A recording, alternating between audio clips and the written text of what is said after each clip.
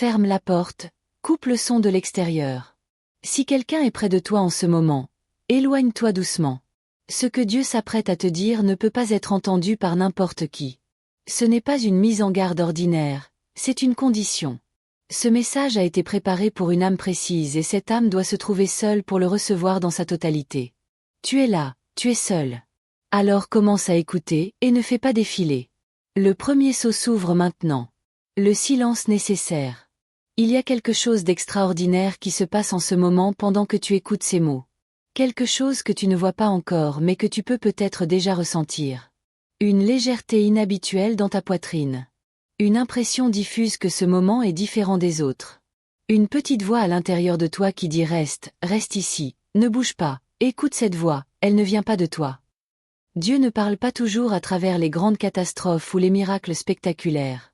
Il parle souvent à travers une sensation, à travers ce besoin soudain de s'arrêter, de se tourner vers l'intérieur, de faire taire le bruit du monde. Si tu as ressenti quelque chose en voyant ce titre, si quelque chose t'a poussé à cliquer alors que tu pouvais passer à autre chose, sache que ce n'était pas un hasard. Il n'existe pas de hasard dans le plan de Dieu. Ne passe pas à côté. Reste avec moi jusqu'au bout. Ce que je vais te transmettre aujourd'hui, je ne l'ai pas choisi.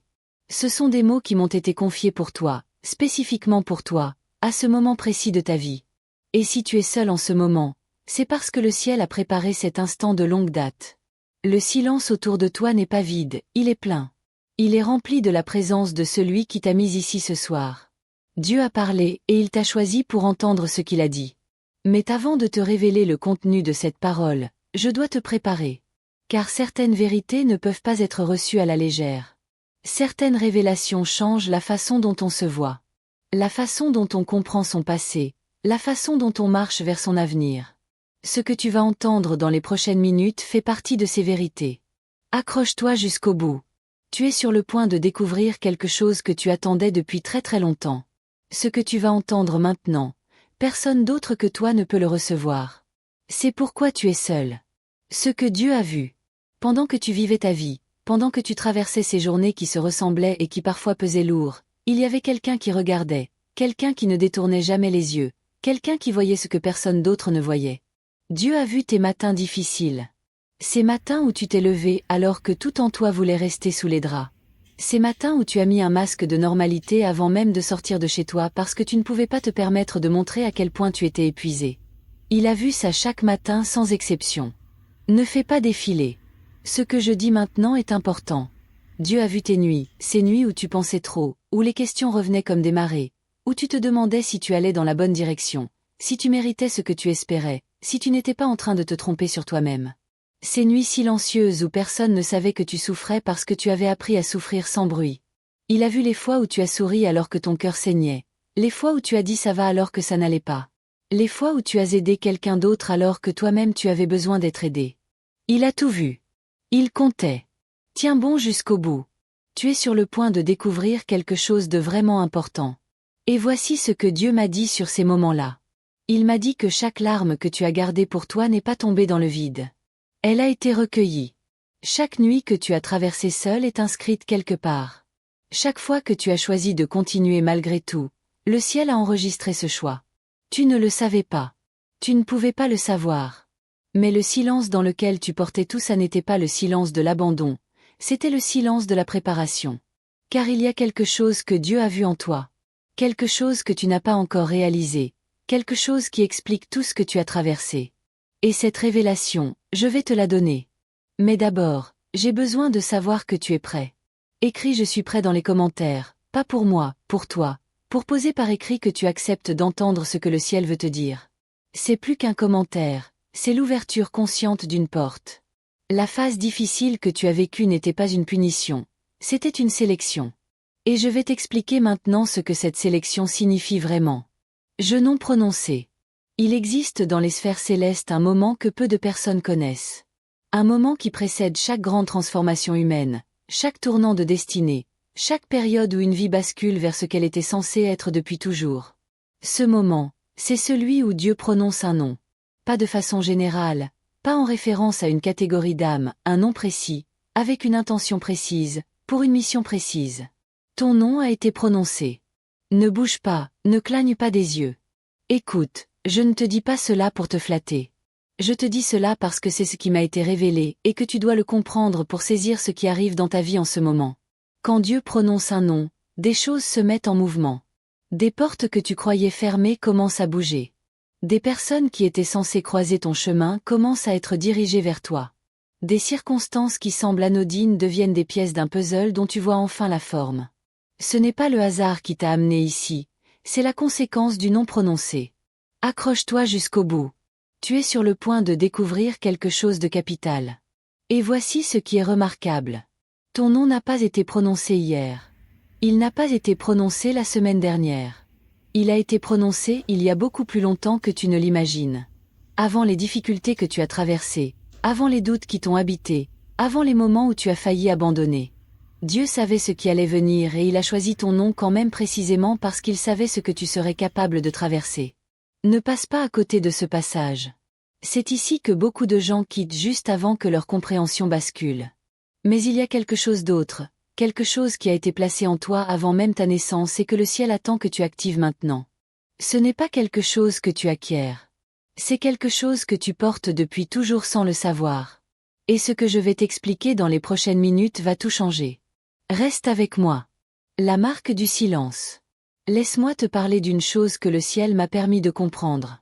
Une réalité spirituelle qui concerne un type d'âme très particulier, pas le plus nombreux, pas le plus visible, mais sans aucun doute le plus important pour ce qui se prépare. Il existe des âmes que Dieu marque du silence. Pas le silence comme absence, pas le silence comme faiblesse, le silence comme récipient, comme préparation, comme forme de vide sacré creusé intentionnellement pour être rempli de quelque chose que les âmes ordinaires ne pourraient pas contenir. Ces âmes-là, on les reconnaît à certains signes. Elles ont souffert sans que personne ne comprenne vraiment pourquoi leur douleur était si profonde. Elles ont porté des fardeaux qui ne semblèrent pas les leurs.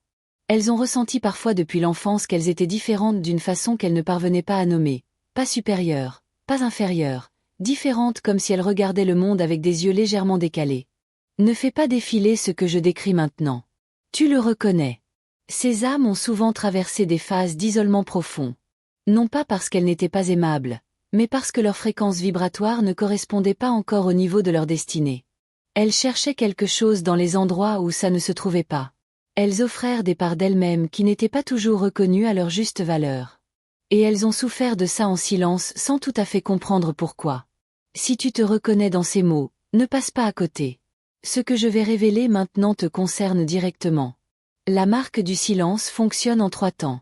Et ces 3 temps, tu les as peut-être déjà vécus sans jamais les avoir compris comme les phases d'un même processus divin. Le premier temps, c'est l'évidemment.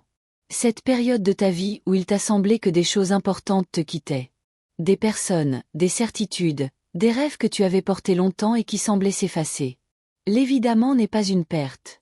C'est Dieu qui retire ce qui occupait l'espace dont tu avais besoin pour recevoir quelque chose de plus grand. On ne verse pas du vin nouveau dans de vieilles outres. On prépare d'abord le récipient. Tiens bon jusqu'au bout. Tu es sur le point de comprendre quelque chose de fondamental. Le deuxième temps, c'est le renforcement. Cette période où malgré tout, tu as continué, où tu as développé en toi quelque chose que les épreuves ne t'avaient pas enseigné de façon directe, mais par osmose, par nécessité.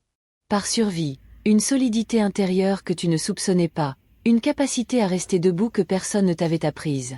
Cette force ne vient pas de toi seul. Elle a été construite dans ton âme comme on construit fondation, couche par couche, en secret pendant que tu regardais ailleurs. Et le troisième temps, c'est celui qui commence maintenant, l'activation. Ce que Dieu a préparé dans ton silence n'est plus en attente. Ce que Dieu a creusé en toi n'est plus vide. Il est prêt à être rempli. Et c'est précisément pour cette raison que tu es ici aujourd'hui, que ce message t'a été envoyé, que quelque chose en toi a dit oui quand tout aurait pu dire non. Si tu reconnais la marque du silence dans ton histoire, aime cette vidéo maintenant. Ce n'est pas un geste anodin. C'est la façon dont tu poses une main sur le cœur et tu dis au ciel, « J'ai compris, je suis prêt. » Active ce qui doit l'être. Ne saute rien de ce qui suit. La partie la plus importante commence. Ce que Dieu veut te dire, Dieu parle maintenant. Et ce qu'il dit, il le dit pour toi. Mon enfant bien-aimé, tu as cru à certains moments que je t'avais oublié. Tu t'es demandé dans ces nuits qui semblaient ne jamais finir si ta prière montait ou si elle se perdait quelque part avant d'arriver. Tu as regardé d'autres vies et tu as comparé. Tu t'es parfois senti en retard sur une destinée que tu ne savais même pas formuler. Reste ici, ne fais pas défiler. Ces mots sont pour toi. Je ne t'ai pas oublié. Je n'ai jamais cessé de te voir. Chaque fois que tu as porté ce que tu ne devais pas porter seul, j'étais là. Chaque fois que tu as choisi la dignité, quand tu aurais pu choisir la rancœur, j'étais là. Chaque fois que tu as dit ça va quand ça n'allait pas parce que tu voulais épargner les autres, j'étais là et je comptais. Cette porte que tu regardes depuis longtemps sans oser frapper, elle va s'ouvrir.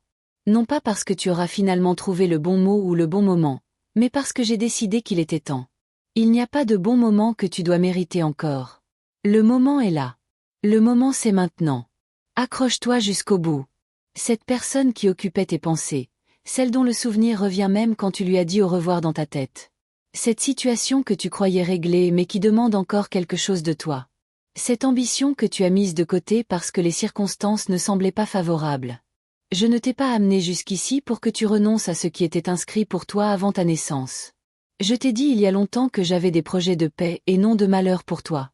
Ces projets n'ont pas changé. Ils ont mûri. Ils ont traversé les saisons de ton doute sans se briser. Et aujourd'hui, ils arrivent à maturation. Ne bouge pas. Ne passe pas à côté. Ce passage est crucial. Ce que tu vas vivre dans les prochains jours ne ressemblera peut-être pas à ce que tu imaginais. Souvent, les bénédictions ne prennent pas la forme qu'on leur a dessinée dans notre tête. Elles prennent la forme dont on a besoin, pas celle dont on rêvait.